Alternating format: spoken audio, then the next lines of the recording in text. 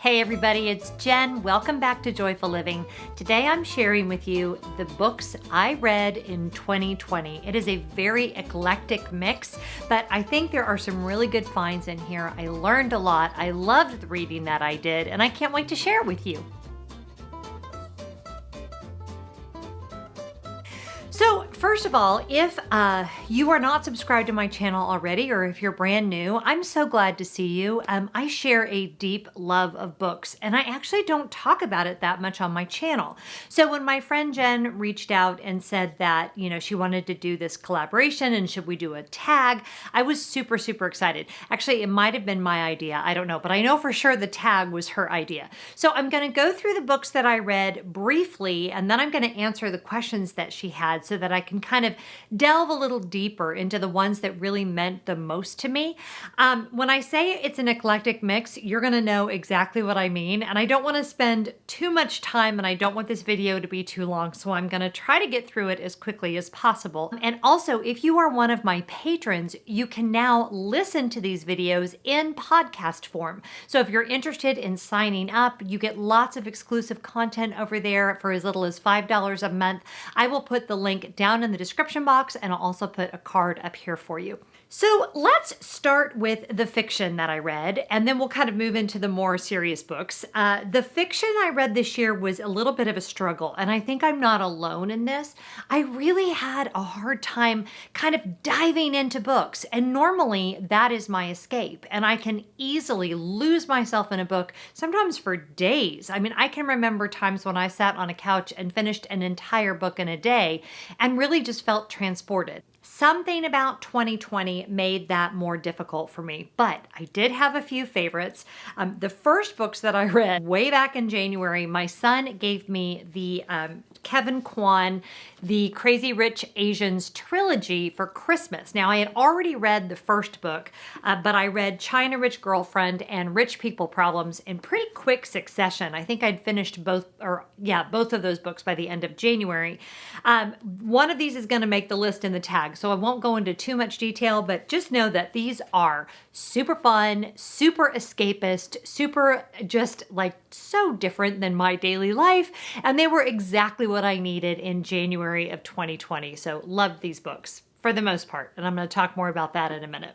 Okay, the other two works of fiction that I read, one I had the ebook form, and that was Anxious People by Frederik Backman.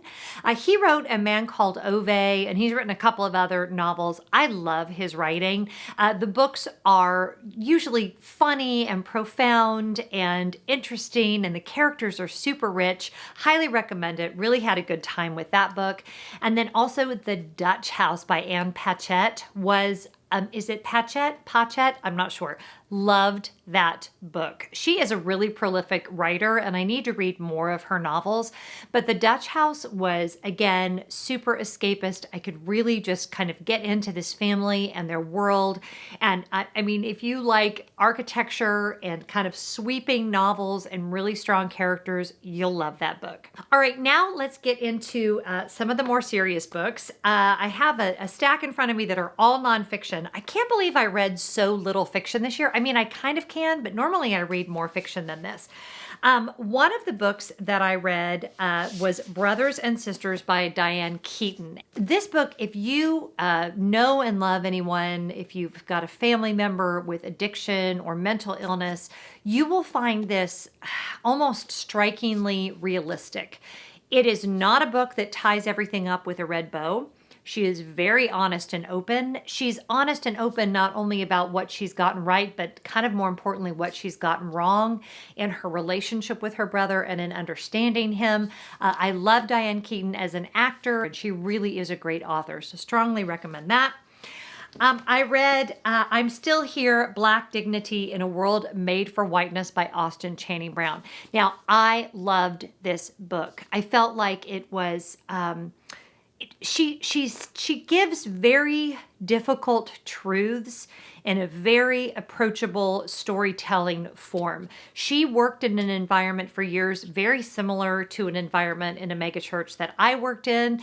She's very respectful, not naming the place, but she worked at Willow Creek. But anyway, there were moments in this book where I felt like she was recreating meetings that I had been a part of. And obviously I would have been the white woman in that room, but I've seen my friends walk this journey. And it was such a great eye-opening perspective for me. The things she talks about with dismantling white supremacy and becoming anti-racist in a way that is not preachy, but is very much saying, this is my experience and you need to listen to me. So this is a great, great book. I also highly recommend the podcast she did with Brene Brown, and I will put that as well as the names of all of these books down in the description box. Okay, next up, I have a book that I feel like everybody in the world read this year, and that is Untamed by Glennon Doyle. This has been on the New York Times bestseller list forever, really since it came out. It's funny, it's poignant, amazing lessons in here. A lot of those moments where you just have to really pause and think about what she said, and also a great deal of compassion went into the writing of this book. So I highly recommend this. Okay, and then this next book was another one by another strong woman strong women seem to be the thing for me this year, but Yes Please by Amy Poehler. I had read Bossy Pants by Tina Fey, which if you haven't read is the funniest book I've ever read in my life, but this was really funny too. Amy Poehler is the same age as I am, so we shared a lot of cultural experiences, very different paths, but it's just a really, really fun read, and it's got a lot of graphic novel qualities to it. She really has, just... like that says, short people don't like to be picked up. Fun read. Highly recommend. I can't believe, I'm recommending basically every book that I read this year. When does that happen? That's kind of a big deal. All right, now let's move into a few memoirs and biographies, although I guess Yes Please really was, but moving on. Becoming by Michelle Obama. I know I was the last person to read this book, but I loved it. It was a little hard to read when she was talking through, after our current president won and that transition, and that was tough and a little prophetic reading it through today's lens, but really a good read. And her ability to just be a good storyteller. I have not listened to the audiobook of this. So many of you have told me it's great because she reads it herself. So that's definitely something I want to do. Yes, can y'all tell the sun is in and out? I have to stop apologizing for that. I film in a place with natural light, and so you just never know what you're going to get. Okay. The next memoir that I read was Elizabeth Warren's A Fighting Chance. I had started reading this when she was running for president, and she just has a very inspirational story. I've been a fan of hers ever since she used to come on Oprah when I was a young adult, and she would talk about finance and debt and estate planning. Just a brilliant mind and a really good read and a really good portrait in someone that has lived her life in public service. This book, another memoir, actually written by a woman named Michele Wheeler, who is the sister-in-law of a dear friend. And I originally read the book as a favor, and I would, do an Amazon review. And I really, I'm not sure it's my favorite book of the year, but it's very, very close. Michele, an amazing young woman, she died way too soon of cancer, and she wrote this book while she was on that journey. It is, however, not a sad book.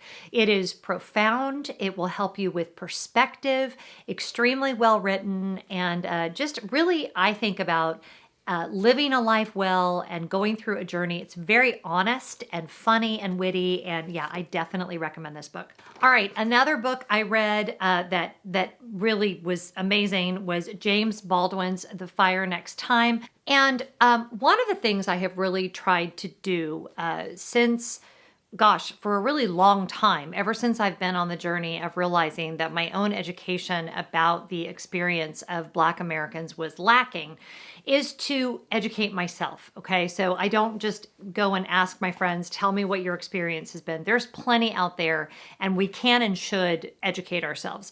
So this was a great start for me. I read the book after watching I Am Not Your Negro, which is a phenomenal documentary. I will put the link down below.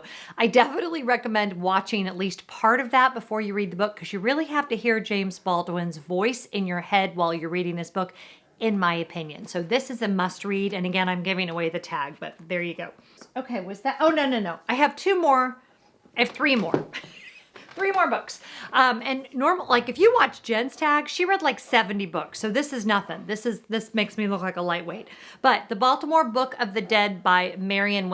I don't think I have yet to read all of these. I read them kind of one at a time.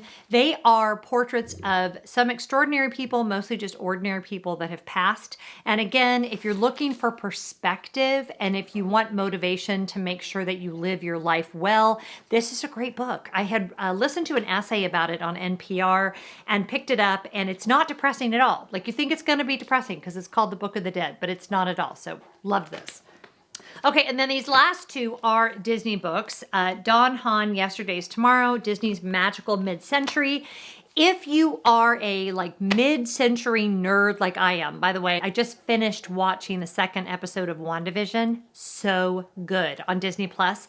But the pictures in here are amazing. The articles are amazing. Don Hahn is a really good historian and writer. And yeah, loved this. I got to hear him talk about this book on the Disney member cruise, which always, you know, gives you that much more insight into a book. But this is a lovely book. And then lastly, I read the Disney Monorail Imagineering a Highway in the Sky. This was super interesting as well. If you're a Disney nerd, tons of great tidbits about the history of the monorail and the building of the monorail and Disney history and all of that. Okay, so let's move on to the actual tag. What did I do with my phone? It was here a minute ago. Hold, please. My phone was in a pile with the books on the floor. It's actually very on brand for me. Okay, so let's go to the questions. Okay, the questions are, what was your favorite character of 2020? Okay, had to have been Maeve from The Dutch House. Maeve was, I think, the heroine of the novel. She is complicated. She is flawed. She has some anger issues, but also just incredibly endearing and very moral and in a way that is not what you might expect. So kind of, I don't want to say reminded me of myself because that's giving my, she has flaws. I like a heroine with some good flaws. And I think you could actually argue that she's not really the heroine of that book. I absolutely think that she is. She takes on the role of really mother to her younger brother, and throughout the decades really keeps her brother on the right footing, and she makes some missteps along the way. But I just admire her greatly, and she was definitely my favorite character of 2020. Number 2, what book made you laugh and or cry? I have to say the one that made me do both was Untamed by Glennon Doyle. So much about her experience reminds me of my own in a lot of ways. And there were multiple moments where I laughed out loud, and there were multiple moments when I cried reading that book. And yeah, it's just a very, very good read. Number 3, what is a book everyone should read? Hands down, James Baldwin, The Fire Next Time. Hands down. In fact, I have this book that I have not read yet, The Fire This Time, A New Generation Speaks About Race. This is the next one on my list. I just really, again, feel that if we want to really understand civil rights, becoming anti-racist, dismantling white supremacy, we've got to read from Black voices. And James Baldwin is a gifted writer, was a gifted writer, truly a treasure. And yeah, everyone should read that book. Which book had the best cover? Okay, so I'm definitely going to go with the Crazy Rich Asians, the trilogy. I'm such a fan of this kind of like graphic art. And I just felt like, I mean, look at this. Especially if you're someone who's like wants to just get away, then these covers to me are just happy and escapist. And I kind of needed that. Not all the time, but there were moments in 2020 when I needed that. Which book did you have a hard time putting down? That's definitely going to be The Dutch House. I totally escaped into that novel, and I needed that so badly. I was with that family. I loved every minute of it. I read it at night before bed, which can be a trap, right? Because then it's 2 a.m. and you're not going to sleep. But I would think about that book when I was going to bed. I was excited to read the next bit of it when I would wake up the next day. So yeah, loved it. What was your best book and your worst book of the year? So my best book of the year, yeah, again, can I say this for what did I do with it? Where are you, James Baldwin? Actually, do I want to say that one? God, there were so many. All right, I'm going to go with best book of the year was I'm Still Here, Black Dignity in a World Made for Whiteness. I think that even the most, and you know, hear me when I say this. If you grew up in an all-white community, you don't choose how you grew up, okay? You don't choose what demographic area you're in. But then it becomes even more important that you read the experiences of Black Americans and particularly Black women in the workplace. For me, it's super important that you understand that and that it's not what you think it is and that it can't always be expressed just in, you know, Instagram posts and tweets and all of that. So for that reason, I think this was my favorite book of the year. I really identified with her. I wanted to know even more about her story. I think she's working on a second book. So I hope that that's true, and I can't wait to read it. Oh, and then worst book of the year, although I hate to end on a negative note, but the worst book of the year was Rich People Problems. So the trilogy to me kind of jumped the shark a little bit. By the way, if no one knows where that reference came from, it's from the Happy Days episode where Fonzie went to jump the shark with his motorcycle. So it's when you just go too far. This series was interesting to me when there was kind of a mix of rich people and regular people, but in this book, they moved to just all rich people, and it got kind of outlandish and a little boring and really unrealistic. It wasn't bad, but I feel like Kevin Kwan lost his footing a little bit with this one, so this was my least favorite book of the year.